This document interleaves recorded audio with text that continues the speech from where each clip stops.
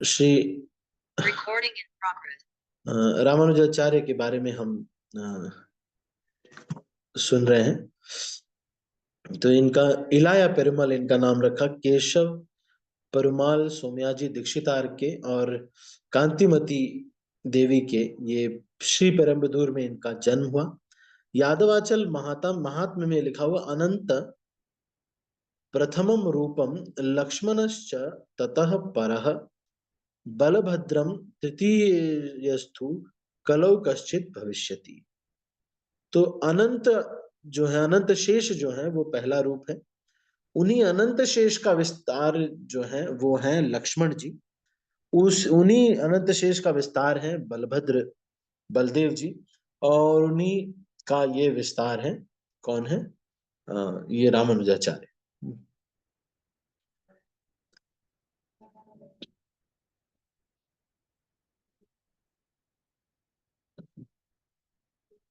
तो 1017 एडी में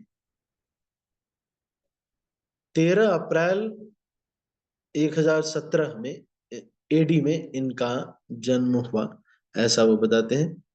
और दोपहर में इनका जन्म हुआ श्री रामानुजाचार्य का।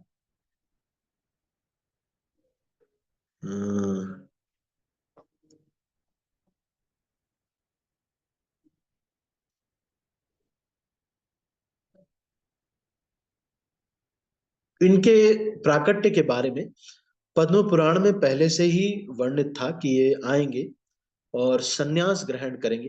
वृद्ध पद्म पुराण में ये कहा गया है कि बहुत बहुत समय के बाद भगवान स्वयं त्रिदंडी सन्यासी के रूप में आएंगे और आध्यात्मिक नियमों का अनुपालन करवाएंगे। और वो आसुरिक शास्त्रों का खंडन करेंगे। तो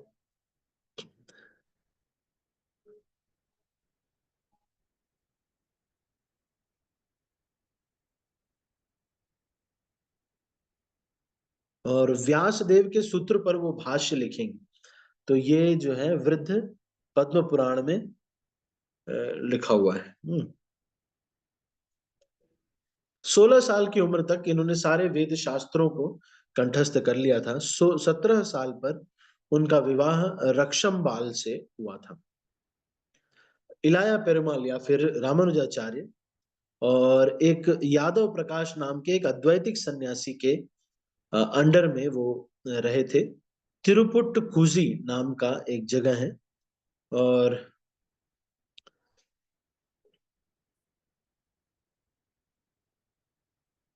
आलवंदार जो है वो यमुनाचार्य आलवंदार है, और वो इलाया पेरुमल को ये अपना जो उत्तराधिकारी बनाना चाहते थे। तो वो गए थे तिरुपट्टकुजी, वहां मिले थे, पर उनसे बात नहीं हो पाई और वो श्रीरंगम चले आए। तो यमुनाचार्य तो जो शैवाइट गुरु या फिर जो उनके जो गुरु थे इलाया पेरुमाल से उनका कुछ ना कुछ, पेरुमाल एक एक भगवान विष्णु का वो रूप है, इसलिए ऐसा बोला जा रहा है। तो गुरु जो थे उनके वो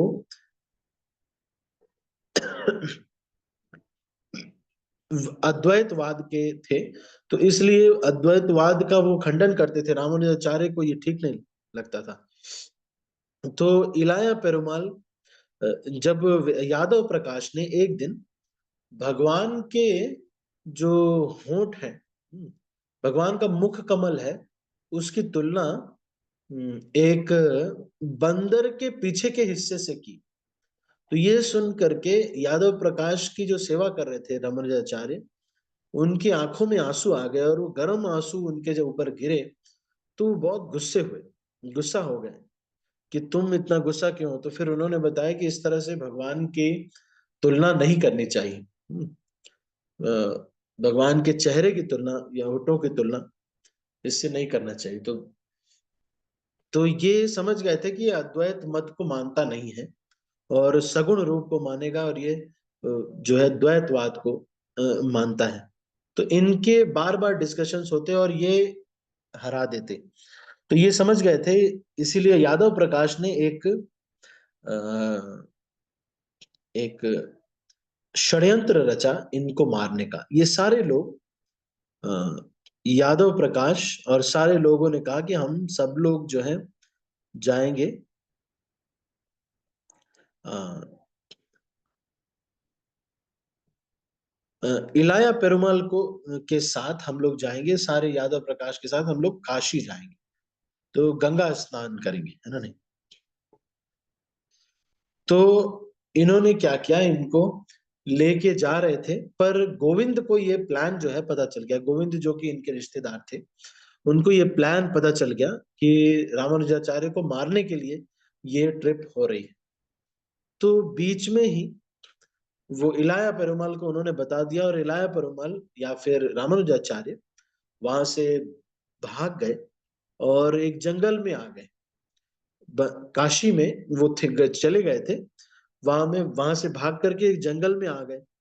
और फिर उन्होंने सोचा कि अब मैं कहाँ जाऊं, रास्ता तो मुझे पता नहीं है, इतने छोटे से थे। तो एक बहुत ही बूढ़ा सा एक शिकारी आया, और उस शिकारी ने फिर इनको मदद की।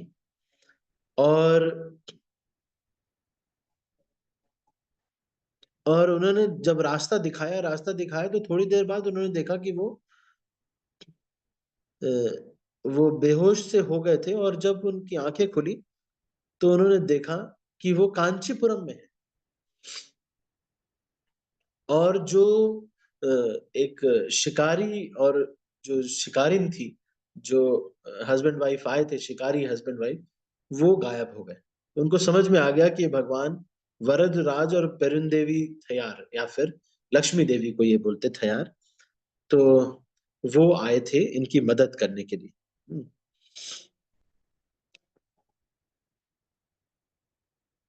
फिर वो कांची में रहे, और तिरुकांची नंबी या फिर अ, हम्म,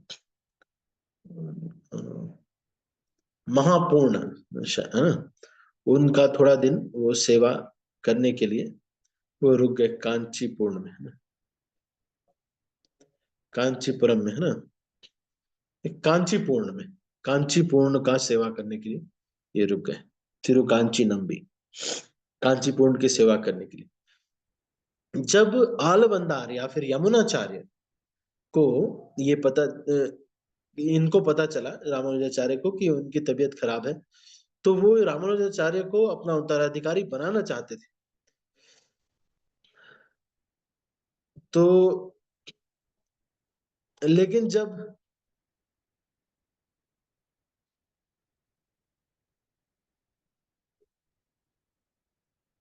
वो आए तो उन्होंने देखा कि तिरुकांची नंबी हमारे कांचीपूर्ण और ये स्वयं रामानुजाचार्य जब वहां पर आए, इलाया पेरुमाल दोनों आए, तो उन्होंने देखा कि इनकी जो है मृत्यु हो गई। हम्म, पर उनकी 3 अंगुलियां जो है मुड़ी हुई थी।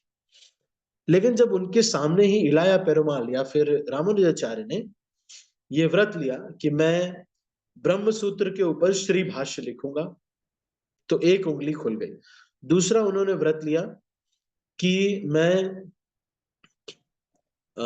व्यासदेव के पिताजी पराशर ऋषि के नाम पर अपने एक शिष्य का नाम रखूंगा, और उन्होंने पराशर भट्ट एक शिष्य का नाम रखा। तो वो फिर एक और उंगली खुल गई। और फिर विशिष्ट अद्वैतवाद का मैं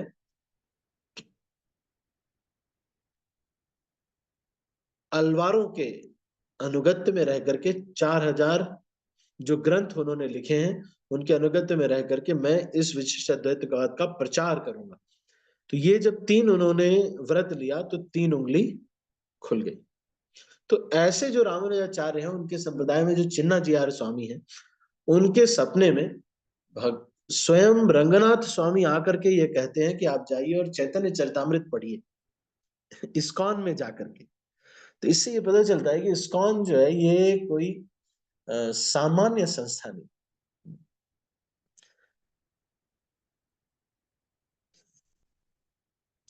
तो फिर वो वहां से श्रीरंगम मंदिर नहीं गए और फिर वो चले गए कांचीपुरम। तो कांचीपूर्ण जो कि वरदराज की सेवा करते थे, उन्होंने 6 शब्द अ, उनसे भगवान वरदराज से प्राप्त किए और इलाया पेरुमाल या फिर इलाया अलवार या फिर रामानुजाचार्य को बोला कि ये 6 चीजें आपको फॉलो करनी है। तो क्या क्या है? एक तो सबसे पहला, नारायण परमात्मा, कि नारायण ही परमात्मा है और वो भगवान नारायण सबके हृदय में निवास करते हैं। और individual souls were different from परमात्मा, दिस इज सेकंड। फिर प्रपत्ति is the means to attain salvation, that means भगवान को समर्पण करना, भक्ति के अनुकूल चीजों को ही करना और भक्ति के प्रतिकूल चीजों को मन में भी आने पर रिजेक्ट करना, ये जो तरीका है ये वास्तविक तरीका है भगवान को प्राप्त करने का। और चौथी चीज ये बताई कि अंत समय पे भगवान का ही स्मरण आए।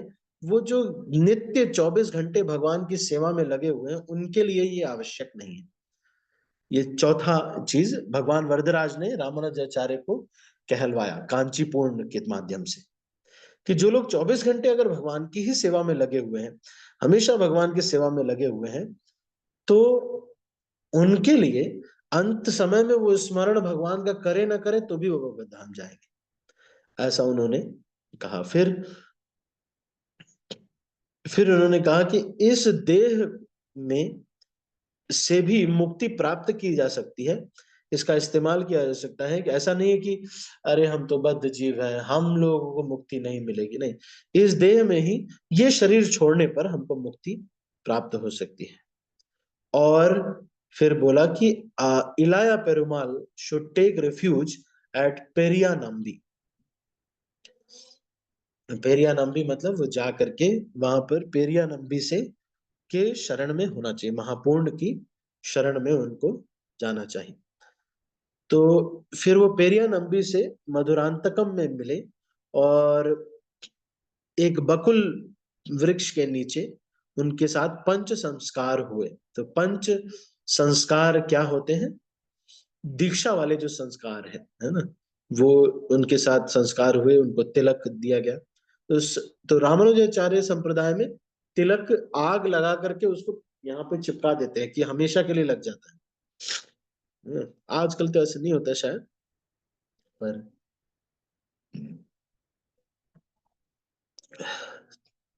उसके बाद द्वय मंत्र में इनका मधुरांतकम में दीक्षा हुआ। और उसके बाद ये श्रीरंगम आ गए।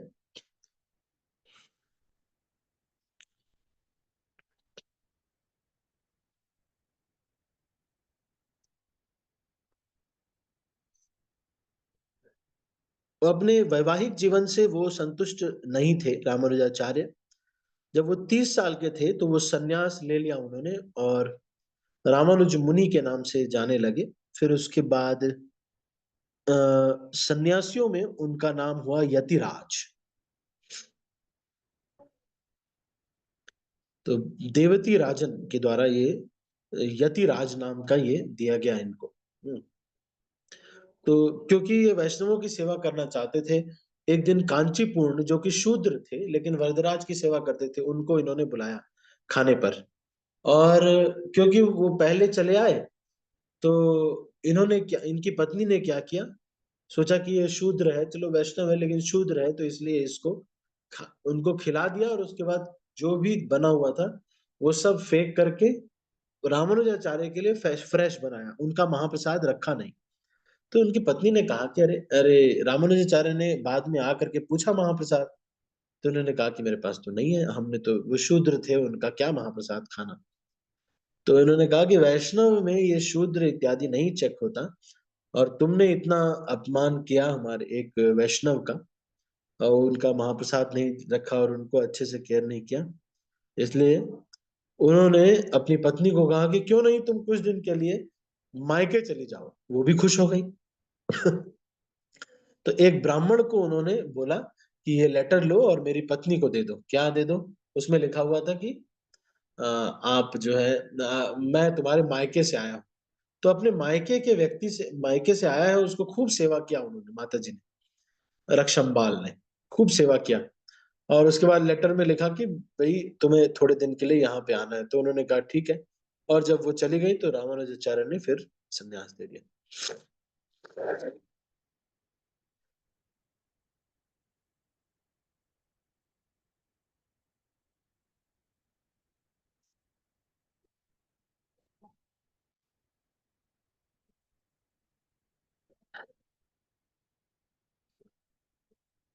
तो जब इनको दीक्षा हुई तो इनको जो मंत्र मिला, तो इन्होंने कहा कि ये मंत्र सीक्रेट मंत्र है, इनके गुरु ने बोला। लेकिन इन्होंने कहा कि इससे होगा क्या, इसका जप करने से? तो बोले इससे भगवान के चरणों में प्रेम प्राप्त होगा। तो इन्होंने कहा तो फिर तो इसको सबको पता होना चाहिए, और उन्होंने अपने गुरु को सीक्रेट न रखते हुए इस मंत्र को, जो गोपुरम है, उस पे चढ़ के सबको बता दिया कि देखिए मैं उद्धार करने का एक मंत्र आपको लेके आया हूँ। और उन्होंने सबको ये मंत्र बता दिया, ओम नमो नारायणाय।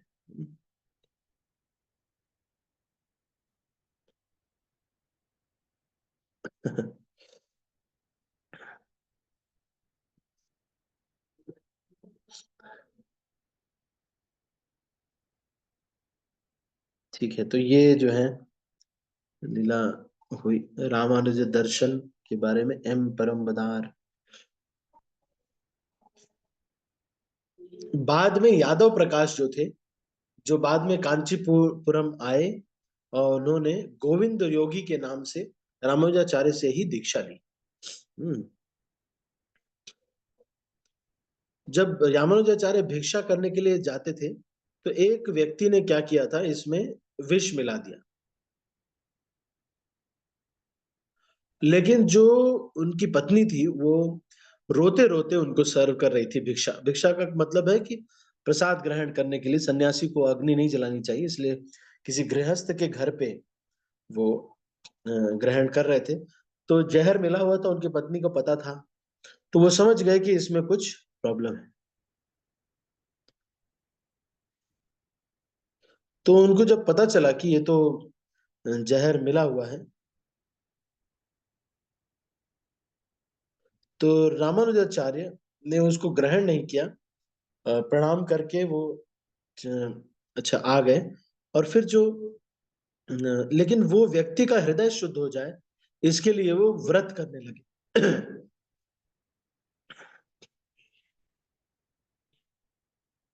और फिर तुरंत जो महापूर्ण थे वो आए। उन्होंने कहा कि तुम इस तरह से व्रत क्यों कर रहे हो? तो वो जब कावेरी नदी पे आए, तो रामानुजाचार्य खुद आए कि गुरुदेव आए हैं।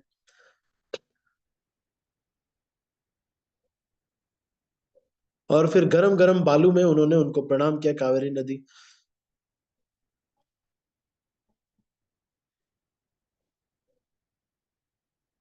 तो वो जब प्रणाम किए, तो गरम बालू था, तो वहां जल रहा था, तो उसमें प्रणाम किया। तो जो इनके गुरु जी थे, उन्होंने इनको उठने के लिए ही नहीं कहा।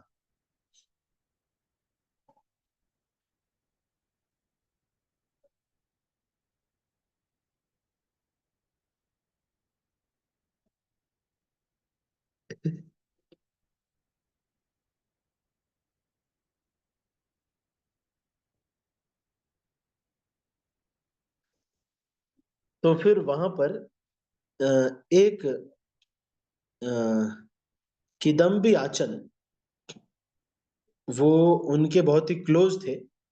उन्होंने कहा कि तुम इनको उठने के लिए नहीं कर रहे हो, ये उठेंगे भी नहीं। लेकिन उन्होंने तो जहर दिया था, तुम तो इनको अभी मार रहे हो।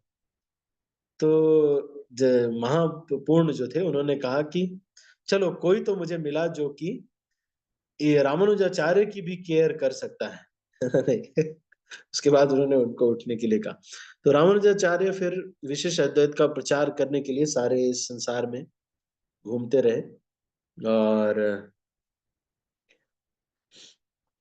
इन्होंने अ,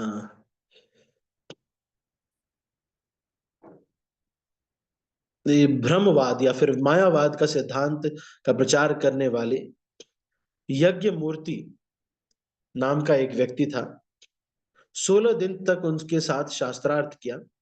और फिर अंत में उसको शिष्य बना करके अरुलाल पेरुमाल एम पेरुमनार नाम दिया। और उन्होंने फिर ज्ञान शरणम प्रमेय शरम नाम के ग्रंथ लिखे। एक उनके शिष्य थे जिनका नाम कुरेश था, जिसको कि कुटलवन कुरतलवन भी कहा जाता है। कुरेश।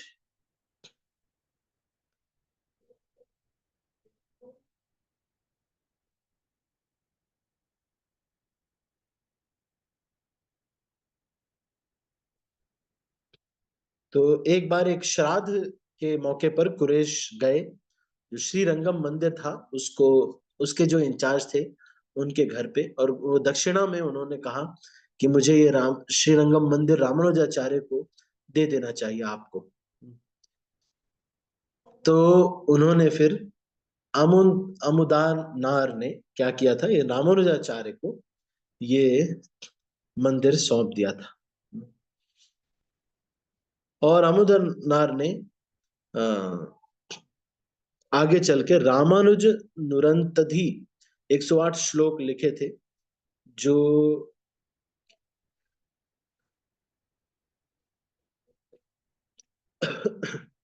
आगे चलकर जो मुख्य 4000 श्लोक है उसमें इंक्लूड किए गए थे, जो मैंने सबसे पहले आपको बताया था।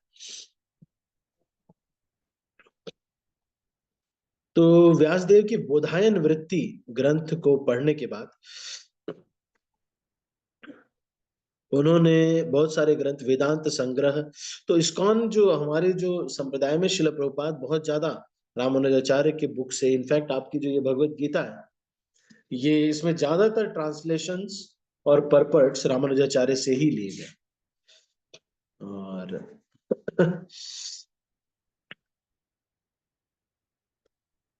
हम्म,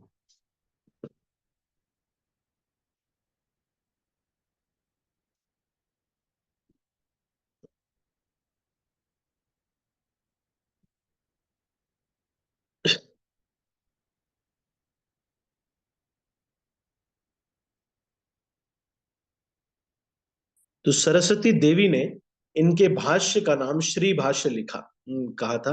ये सरस्वती पीठ पहुंचे थे और वहां पर इन्होंने इनका जो ग्रंथ था इसका नाम श्री भाष्य, सरस्वती देवी ने इसको और इनको भाष्य कारार नाम की उपाधि मिली थी।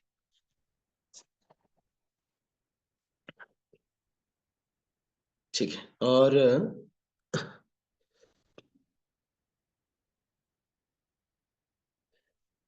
रामानुजाचार्य ने कुछ समय जब तिरुपति गए, तो कुछ लोगों को ये लगता था कि ये जो तिरुमला में जो भगवान है ये शिव जी हैं।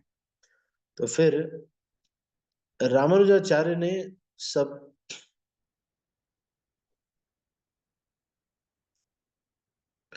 देखा कि ये जो भगवान है ये तो अलवारों से, आचार्यों के द्वारा, सबके द्वारा पूजे गए हैं, लेकिन फिर भी ये इन्होंने क्या किया, शंख, तिरुवाजी, शूल, डमरू इत्यादि सब वहां पर रख दिया, शंख डमरू इत्यादि, और चक्र शंख शंख भी, ताकि जो भगवान उठा लेंगे वो ये होंगे। तो भगवान ने फिर क्या किया, जो शंख चक्र था उसके साथ भगवान ने दर्शन दिया, और डमरू नहीं उठाया। तो इससे पता चल गया कि ये भगवान विष्णु है।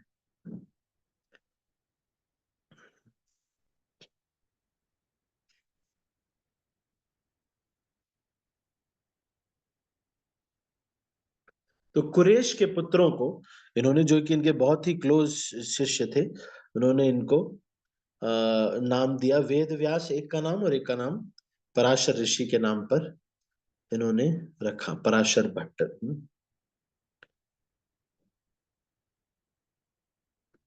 रामानुजाचार्य ने इनको विष्णु सहस्त्र नाम के ऊपर पराशर भट्ट को बोला कि आप एक कमेंट्री लिखो, और उन्होंने ये विष्णु सहस्त्र नाम के ऊपर टीका लिखी थी। पिल्लन नाम के एक शिष्य थे रामानुजाचार्य के, एक समय जब रामानुजाचार्य अकेले थे, तो एक मन में ही कोई मंत्र रिसाइट कर रहे थे, बोल रहे थे। पिलान वहां पर आए, तो उन्होंने कहा कि आप कोई मंत्र के ऊपर कुछ गुनगुना रहे हैं।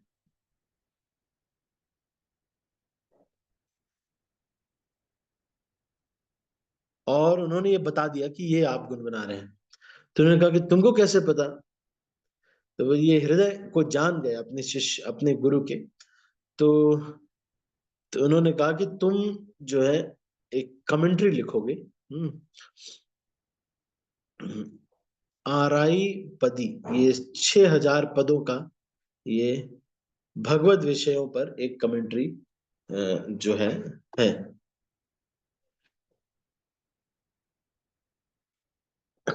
ठीक है, अभी बहुत सारा है इसमें बताने को, तो है ना नहीं। रामानुजाचार्य,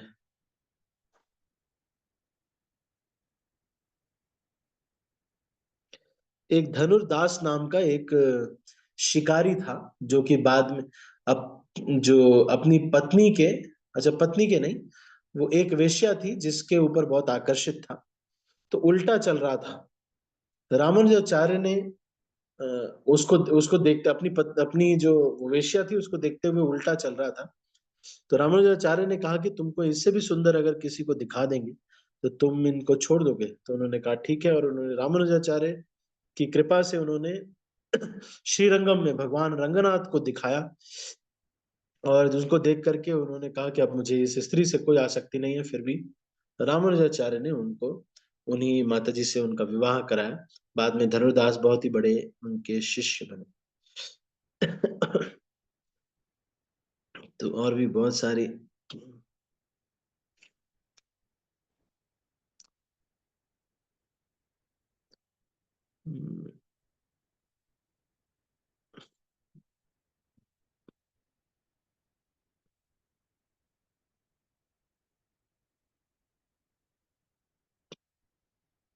तो रामानुजाचार्य एक बार एक विग्रह थे जो कि एक मंदिर में, जब तिरुनारायणपुरम शिला ये रामानुजाचार्य गए, तो उन्होंने देखा कि यहाँ के जो, उसको मुस्लिम शासकों ने यहाँ के जो विग्रह है इनको चुरा लिया है। और वो विग्रह के साथ रानी जो है, दिल्ली की रानी, जो राजकुमारी है, वो इसके साथ खेलती है। भगवान रामानुजाचार्य वहां पर गए और उन्होंने कहा कि आपसे हमें वो विग्रह चाहिए। तो इन्होंने कहा कौन से हैं, आप ले लीजिए जो भी विग्रह। तो इन्होंने बस प्रार्थना किया और वो विग्रह जंप करके उनके गोद में आ गए। और उसके पीछे पीछे वो माता जी भी जो थी, उनके बिना रह नहीं पा रही थी, वो भी आ गई। और वहीं पे ही रामानुजाचार्य ने उनको दीक्षा दिया और वो वहीं पर ही रह गई, जो राजकुमारी थी। और भगवान रामानुजाचार्य ने उस विग्रह को स्थापित किया।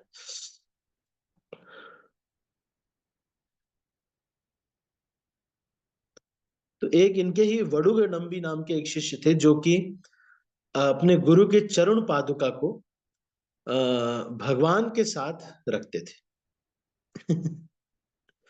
तो रामानुजाचार्य ने कहा कि ये ऐसा क्यों करते हो? तो उन्होंने कहा कि भगवान और इनके चरण दोनों एक समान है मेरे लिए।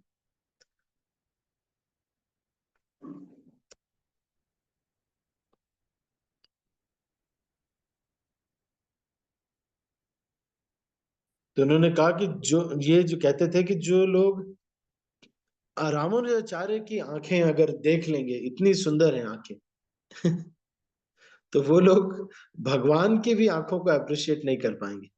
इतना इनको आचार्य जो है, उपासना इनके अंदर थी।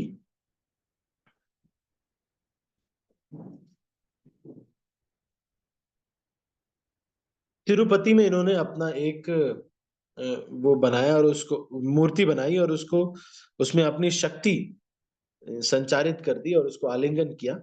और वहां तिरुपति में वो आज भी है।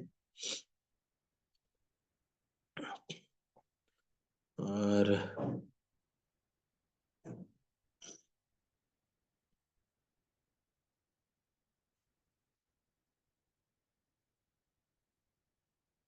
एक बार एक जैन राजा थे, देवरायन,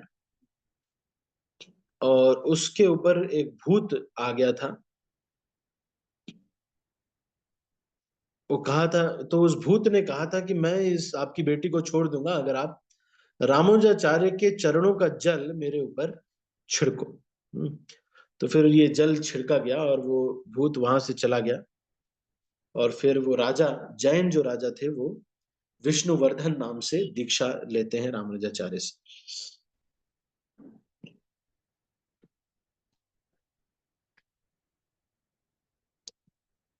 तो परम पदम जाने का इनका लीला भी है। परम पद मतलब भगवान के धाम जाने का। एक मिनट। हम्म,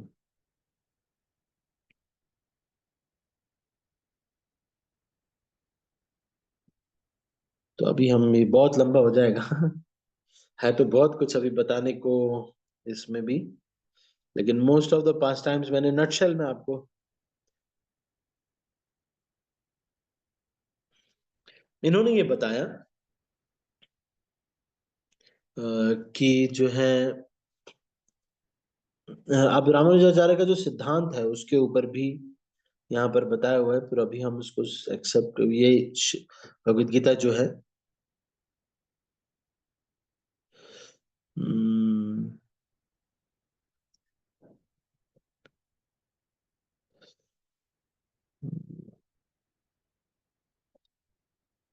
पंचरात्र की विधि का भी इन्होंने स्थापना किया, एस्टेब्लिशमेंट किया। हम्म,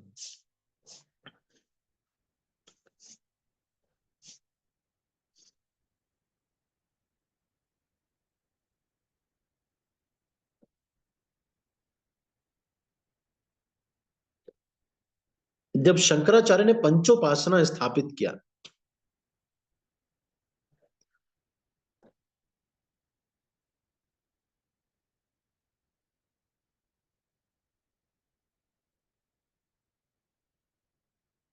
तो इनको ये ठीक नहीं लगा, क्योंकि भगवान विष्णु को सबके समान समझना ये ठीक नहीं। गणेश जी इत्यादि सबके समान समझना, ऐसा पंचोपासना इन्होंने स्थापित किया, शंकराचार्य ने स्थापित किया था। विष्णु, शिव, गणेश, सूर्य और देवी, दुर्गा देवी, लक्ष्मी या जो भी, इनका पांच पांच की उपासना एक समान स्तर पर करके ऊपर उठ करके आप भगवान के ज्योति में लीन हो सकते हैं। ये फिलॉसफी, ये शंकराचार्य ने पंचोपासना स्थापित किया था। तो रामानुजाचार्य इसको समझते नहीं थे, इसको गलत समझते थे, ये बोगस आइडिया है ऐसा बोलते थे। और उन्होंने नारद पंचरात्र से इसका खंडन किया, रामानुजाचार्य ने। हाँ, फिर उसके बाद,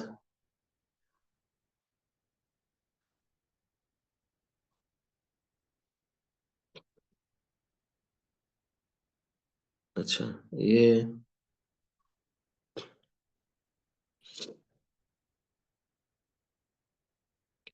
तो रामानुजाचार्य चैतन्य महाप्रभु की लीला में किस प्रकार से हेल्प करने के लिए आते हैं, ये लिखा हुआ है कि नवद्वीप धाम महात्म्य की जो पुस्तक है उसमें ये लिखा हुआ है कि जब वो जगन्नाथपुरी आए तो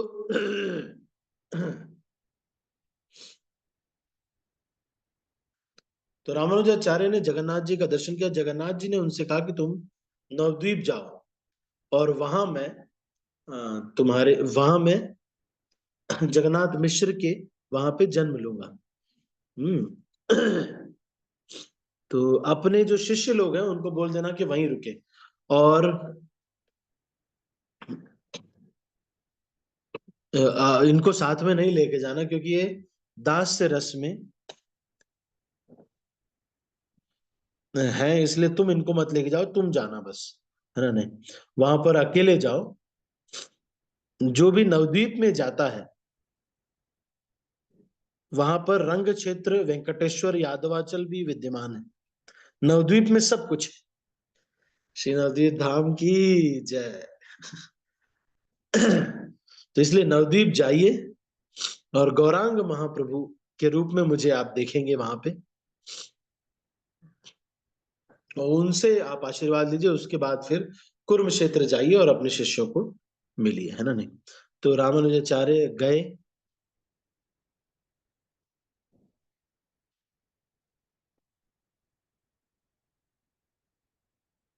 जगन्नाथ जी ने उनसे कहा कि ये कृष्ण मैं ही हूं जो गौरांग के रूप में मैं आऊंगा। तो ये इनके ग्रंथों में, श्री वैष्णव आचार्यों के ग्रंथों में लिखा हुआ है।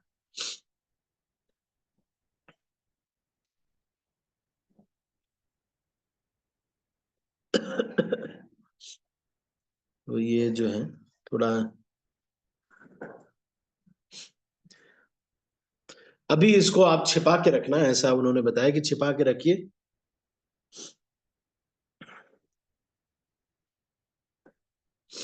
आप लेकिन बाद में आप जो है गौरांग महाप्रभु का को हृदय में धारण करो। ऐसा कौन कह रहा है?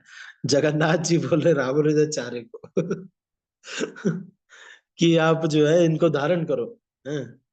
गौरांग महाप्रभु को धारण करो, है ना नहीं। तो ये सबसे दयालु अवतार, सबसे श्रेष्ठ अवतार चैतन्य महाप्रभु है। जब उन्होंने देखा चैतन्य महाप्रभु को, बहुत रिक्वेस्ट करने पर चैतन्य महाप्रभु के रूप में दर्शन हुआ, तो वो उनके चरणों में गिरे, चैतन्य महाप्रभु के चरणों में, रामानुजाचार्य। इसलिए तो चैतन्य महाप्रभु ने से उन्होंने कहा कि मैं आपके लीला में मैं पार्टिसिपेट करना चाहता हूँ। तो रामानुजाचार्य ने कहा, चैतन्य महाप्रभु ने कहा कि ठीक है, तुम फिर से जन्म लोगे और मेरी लीला में भी तुम भाग लोगे। तो वो फिर श्री नवद्वीप में फिर से अनंत नाम के एक भक्त के रूप में रामानुजाचार्य जन्म लेते हैं। अनंत विप्र उनका नाम था। जब चैतन्य महाप्रभु प्रकट हुए तो वो बहुत बुढ़े हो चुके थे और एक कुटिया में रहते थे। अनंत जो थे वो एक बरगद के पेड़ के नीचे रहते थे, अनंत विप्र, है ना। और ये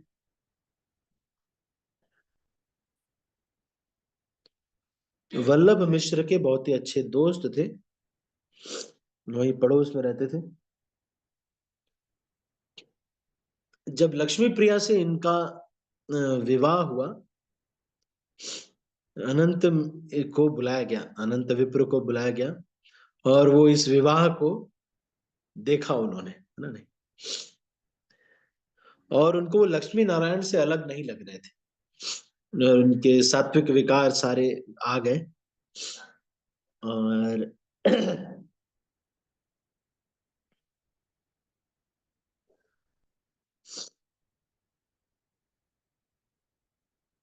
और फिर जब ये विवाह हो रहा था तो केवल रामानुजाचार्य के लिए श्री ये भगवान गौरांग महाप्रभु ने लक्ष्मी नारायण का रूप उनको दिखा दिया।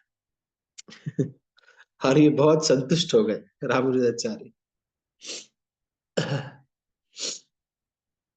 5 प्रमुख सन्यासियों के साथ एक बार रामानुजाचार्य जा रहे थे, और एक जगह पर उन्होंने अपना जूठन जो है हाथ में जो लगा हुआ था उसको धो दिया।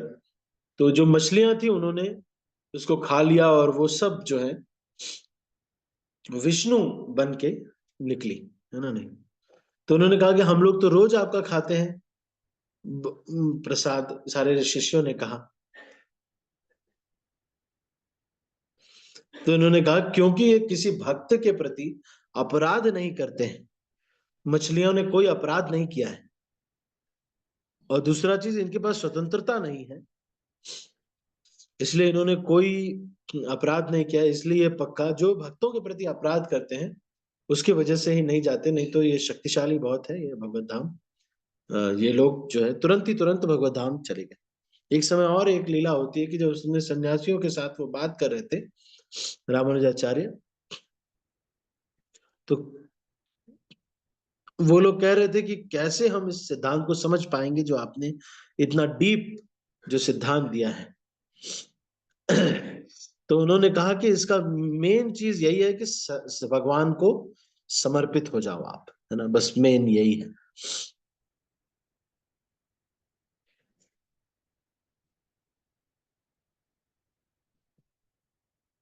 तो फिर श्री रामानुजाचार्य ने कहा कि जाओ एक अंधा बहरा, नहीं, गूंगा और बहरा किसी एक व्यक्ति को, एक दर्जी था, उसको लेके आओ, है ना। तो वो लोग गए, बाहर ही वो चल रहा था, उसको लेके आए। रामानुजाचार्य ने सबको कहा कि आप सब लोग चले जाइए, और उसको उन्होंने अपने पास बैठा लिया। तो कुछ एक शिष्य जो है खिड़की में से देख रहे थे। रामाचार्य खड़े हुए और उन्होंने कहा कि तुम मेरे चरण स्पर्श करो।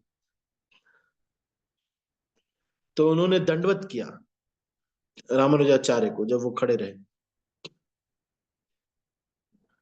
और जब वो चरण भगवान रामानुजाचार्य के छुआ तो वो कांपने लगे, अष्ट सात्विक विकार उनके हृदय में आने लगे, वो दर्जी के। और जब वो सारे शिष्यों को उन्होंने बुलाया तो उन्होंने दिखाया कि देखो ये क्या हो गया है इनको, क्योंकि इसने पूर्ण रूप से मुझे समर्पण कर दिया और मेरे चरणों को छुआ। इसलिए रामानुजाचार्य ने कहा कि इसलिए ये गूंगा बहरा व्यक्ति भी पूर्णता को प्राप्त कर लिया।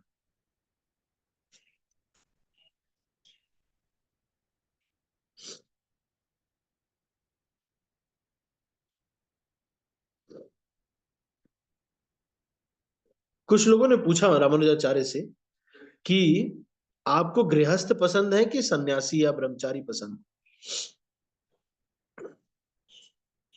तो रामानुजाचार्य ने कहा कि ठीक है, मैं ये सत्य आपको बताऊंगा। एक दिन रात में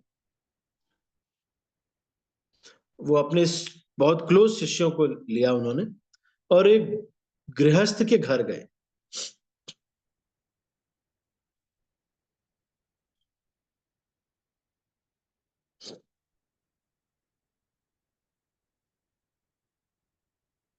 रात रात में उनके जो, अच्छा ये धनुर्दास की ही जो लीला है, सन्यासियों ने देखा कि उनकी जो पत्नी है वो मंगल सूत्र और जो कान की जो बाली है वो भी देना चाह रही है। सोते सोते वो नाटक कर रही है और देना चाह रही है, तो इसलिए पलट लिया। हम्म। और उन्होंने देखा कि रामानुजाचार्य अपने शिष्यों के साथ ये चोरी कर रहे हैं, तो वो लेटे ही रहे, क्योंकि चोर चोरी दिखना अपने गुरु की ये ठीक नहीं है।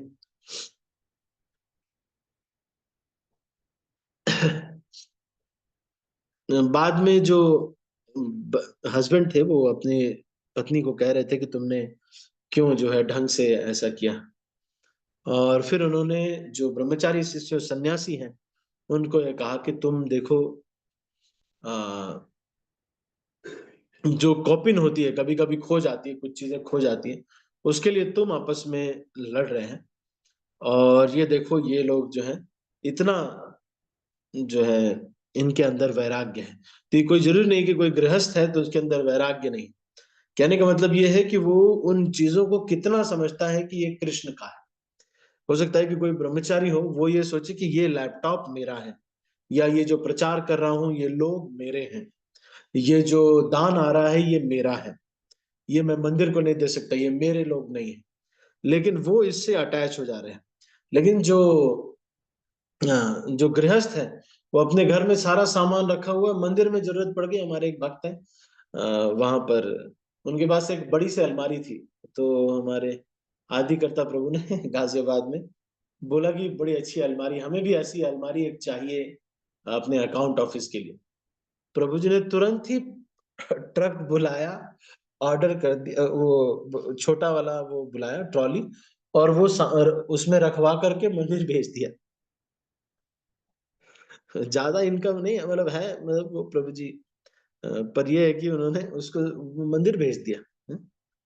तो हो सकता है कि जो ब्रह्मचारी हैं, सन्यासी हैं, वो कुछ लोगों को प्रचार कर रहे हैं, उससे आसक्त हो जा रहे हैं, या फिर कोई जो चीजें उनके पास है, मेरी बॉटल, मेरा चार्जर, मेरा लैपटॉप, मोबाइल, उनसे आसक्त हुए, कृष्ण को पूरा पूरा वो दे नहीं पा रहे, कृष्ण की सेवा में समर्पित नहीं कर पा रहे।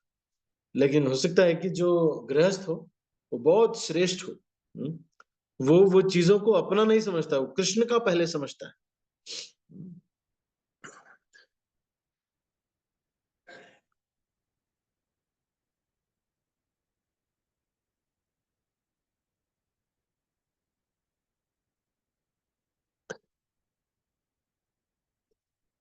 तो वन ऑफ द एक ये कहा जाता है कि रामानुजाचार्य ने कहा था अपने भक्तों को, आप बाहर से नमक लगो, बीच में भी नमक होना चाहिए और अंदर भी नमक होना चाहिए। इसका कहने का मतलब ये है कि तुम एकदम ईमानदार होने चाहिए। तो श्रील रामानुजाचार्य ने 74 फाइनल इंस्ट्रक्शंस दिए हैं, और वो भी सेवा के बारे में।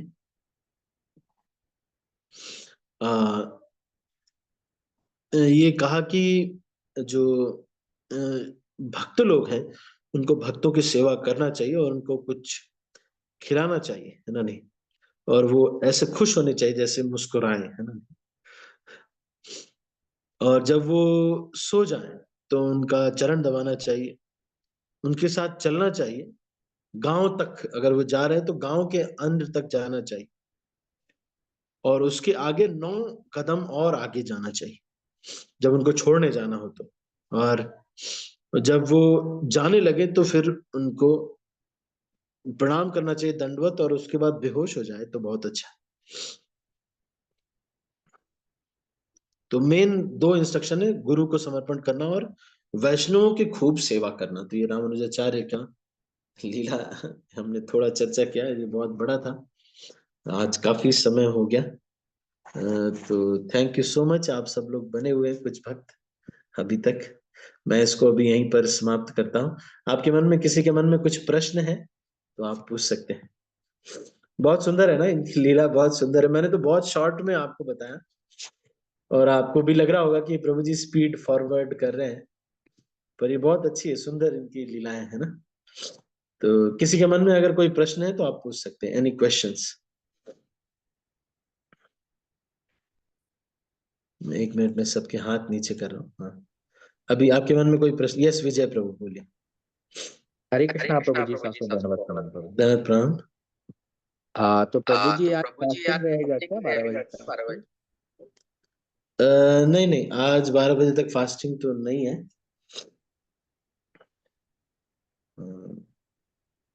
ये जो कल जो एकादशी है उसमें फास्टिंग होगी दोपहर तक, बिना पानी के निर्जल फास्टिंग होगी। उसके बाद फिर ये उसके बाद फिर आप ग्रेन्स प्रसाद, अरे वो एकादशी प्रसाद लिया जा सकता है। और उसके अगले दिन वराह द्वादशी है तो उसमें फिर फीस्ट जो है होता है।